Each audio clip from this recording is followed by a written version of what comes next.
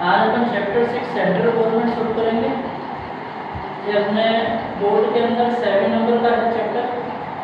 एक ही क्वेश्चन आएगा और ऐसे टाइप आएगा, पूरा बड़ा सवाल आएगा। तो सेंट्रल गवर्नमेंट से पहले आप गवर्नमेंट के पार्ट्स देख लें। गवर्नमेंट के 3 पार्ट होते हैं, लेजिस्लेचर, एग्जीक्यूटिव और जुडिशरी। लेजिस्लेचर का काम क्या होता है? लॉ फॉर्मेट करने का। लॉ फॉर्मेट यानी कानून बनाना, रूल्स एंड रेगुलेशंस अपने कंट्री के लिए, अपने स्टेट्स के लिए। एग्जीक्यूटिव क्या करती है? लॉ को इम्प्लीमेंट करती है, यानी कि लॉ बनने के बाद में उसको लोगों पर लागू करना। ये काम एग्जीक्यूटिव का होता है। एग्जीक्यूटिव में कौन कौन आते हैं? एग्जीक्यूटिव में जितने भी काम करने वाले व्यक्ति होते हैं, जैसे राष्ट्रपति, president, prime minister, speaker, Lok Sabha members, जितने भी एडमिनिस्ट्रेशन के ऑफिसर्स हैं वो सारे एग्जीक्यूटिव हैं।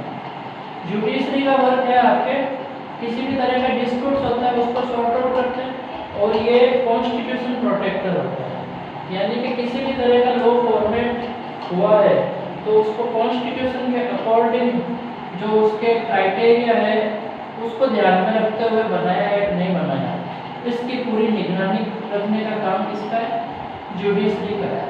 और किसी भी तरह के लोगों के बीच में गवर्नमेंट टू गवर्नमेंट या फिर सेंट्रल टू स्टेट गवर्नमेंट या स्टेट टू यूनियन टेरिटरीज की गवर्नमेंट, इनके बीच में अगर किसी भी तरह के डिस्प्यूट्स हो जाता है या लोगों के बीच में डिस्प्यूट्स हो जाते हैं, मतभेद होते हैं, तो वो जुडिशरी सॉर्ट आउट करती है। अपना चैप्टर यहाँ से शुरू है, सेंट्रल गवर्नमेंट। सेंट्रल गवर्नमेंट में लेजिस्लेचर अपना पहला टॉपिक। लेजिस्लेचर में काम क्या होता है? लॉ फॉर्मेटिंग का काम होता है।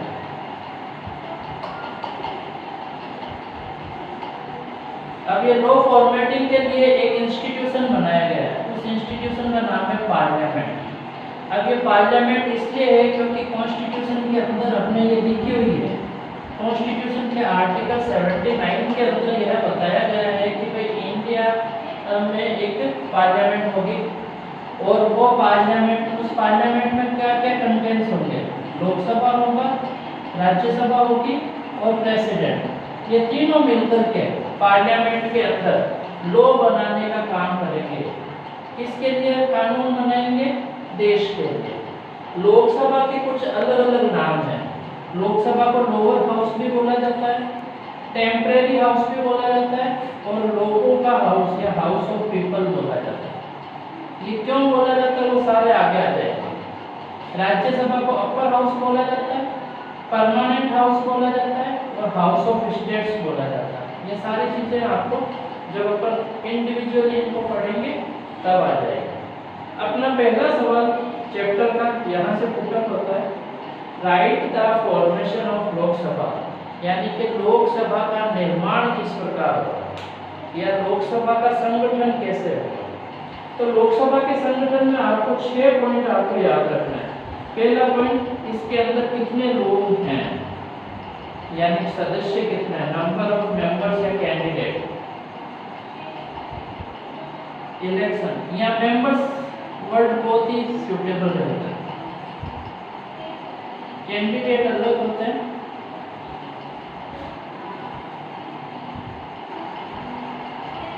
सदस्य है ना, कैंडिडेट तो कितने भी हो सकते हैं, लेकिन मेंबर्स फिक्स होते हैं। इलेक्शन, फिर क्वालिफिकेशन, यानी कि टोटल मेंबर्स इसके अंदर कितने बैठते हैं लोकसभा के अंदर, उसमें इसके बारे में बात करेंगे। फिर इन मेंबरों का इलेक्शन किस प्रकार होता है वो बताएंगे। कौन से मेंबर लोकसभा के अंदर आ सकते हैं, तो उनकी क्वालिफिकेशंस क्या क्या है, कितने टाइम के लिए आएंगे, लोकसभा की मीटिंगें कितनी होती है, और लोकसभा के ऑफिसर्स कौन कौन से, इन सभी से लोकसभा का फॉर्मेशन कंप्लीट होता है। तो इनको इंडिविजुअली देखें। पहला है नंबर ऑफ मेंबर्स। तो टोटल इसके अंदर जो मैक्सिमम अधिकतम जो संख्या है वो 552 तक होती है, 552 मेंबर्स। 552 मेंबर्स में से यानी कि टोटल जो इलेक्टेड मेंबर्स होते हैं वो कितने होते हैं? 552। ये पॉपुलेशन के अकॉर्डिंग डिवाइडेड होते हैं। 552 में से स्टेट से इलेक्शन जीत करके 530 मेंबर्स आता है, यूनियन टेरिटरी से 20 जन आते हैं, और 2 मेंबर्स ऐसे होते हैं जो एंग्लो इंडियन होते हैं। एंग्लो इंडियन का मतलब किसी व्यक्ति की माता या पिता में से कोई एक ब्रिटेन का सिटीजन होना चाहिए, इंग्लैंड का, उससे जो उत्पन्न संतान होगी वो एंग्लो इंडियन होगी। तो ये नंबर ऑफ मेंबर्स के बारे में आपको इतना ही ध्यान रखना है कि टोटल मैक्सिमम मेंबर्स इसके अंदर 552 होते हैं, 530 स्टेट से इलेक्टेड होकर के आते हैं, 20 यूनियन टेरिटरी से आते हैं और 2 एंग्लो इंडियंस होते हैं। और लेटेस्ट के अंदर मैं बात करता हूँ तो टोटल मेंबर अभी बैठे हैं वो है 545, क्योंकि अपनी पॉपुलेशन के अकॉर्डिंग हम 552 सीटों तक पहुँचे ही, 545 तक हो। फिर इनको इलेक्शन, इनको वोट कौन देता है? तो इनको वोट देते हैं लोग, यानी भारत की जनता, सिटीजन ऑफ इंडिया, वो इनको डायरेक्ट वोटिंग करते हैं। और एक प्रोसेस है वोट की, उसका नाम है universal adult franchise process. Universal adult franchise process का मतलब ऐसे महिला या मेल एंड फीमेल जो 18 इयर्स कंप्लीट कर चुके हैं और उनको राइट है वोट देने का, उस प्रोसेस को यूनिवर्सल एडल्ट फ्रेंचाइजी बोलते हैं। यानी कि 18 इयर्स के मेल और फीमेल पीपल, इनको क्या करते हैं? वोटिंग करते हैं। क्वालिफिकेशन क्या क्या होनी चाहिए? सभी पोस्टों में सबसे पहली क्वालिफिकेशन यही है कि वो इंडिया के सिटीजन होना चाहिए। दूसरी इसकी एज के अंदर यहाँ पर अपने को मिनिमम एज ध्यान रखनी है, कम से कम आयु, मिनिमम एज है 25 इयर्स, ज़्यादा से ज़्यादा कितनी भी हो सकती है, मैक्सिमम 70 साल का व्यक्ति भी इलेक्शन लड़ सकता है। बैंकक्रप्ट नहीं होना चाहिए, यानी कि लोन ले लिया और लोन चुका नहीं पाया और गवर्नमेंट ने उसको या बैंक ने उसको बैंकक्रप्ट डिक्लेयर कर दिया, ऐसा व्यक्ति नहीं होना चाहिए। और मेंटली डिसेबल भी नहीं होना चाहिए, पागल व्यक्ति नहीं होना चाहिए। और पोस्ट ऑफ प्रॉफिट, यानी कि गवर्नमेंट जॉब पर नहीं होना चाहिए या किसी भी प्रॉफिट के पोस्ट पर नहीं होना चाहिए।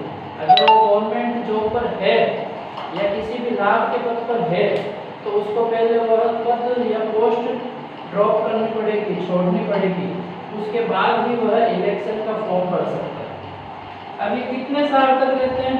ये 5 साल तक अपनी जिम्मेदारियों के लिए इलेक्टेड होते हैं देश चलाने के लिए, 5 साल तक। अगर ये 5 सालों के अंदर ढंग से कार्य नहीं करते हैं, सही तरीके से कार्य नहीं करते हैं, तो प्रेसिडेंट इनको है ना डिसॉल्व कर सकता है, यानी कि पूरी लोकसभा को तोड़ देगा, भंग कर देगा और वापस इलेक्शन के लिए इलेक्शन कमीशन को बोलेगा। ये इनको कब डिसॉल्व किया जा सकता है? जब ये गैर संवैधानिक कार्य करें, नॉन कॉन्स्टिट्यूशनल वर्क करें। टाइम से पहले अब तक टोटल 9 टाइम्स 9 बार लोकसभा डिसॉल्व हो चुकी है। इसीलिए ये पूरे मतलब जैसे 3 साल में इसने काम सही नहीं किया तो प्रेसिडेंट क्या करेगा? लोकसभा को डिसॉल्व कर देगा और नए इलेक्शन की बात करेगा। तो ये टेम्परेरी हाउस इसीलिए कहलाता है कि ये पूरे 5 साल भी कर सकते हैं और 5 साल अगर सही कार्य करते हैं तो ये पूरे 5 साल रहते हैं, और सही कार्य नहीं करते तो प्रेसिडेंट इन सबको क्या कर देगा? 552 को सबको फ्री कर देगा और नए इलेक्शन के लिए घोषणा करेगा। इसलिए इसको टेम्परेरी हाउस बोलते हैं। और हाउस ऑफ पीपल भी इसलिए बोलते हैं क्योंकि इसमें डायरेक्ट जनता वोट करती है, इसलिए इसको हाउस ऑफ पीपल बोला जाता है। फिर इसकी मीटिंग कितनी होती है? तो 2 मीटिंगें होती है 1 साल के अंदर, और उन 2 मीटिंगों के अंदर 6 महीने का गैप नहीं होना चाहिए।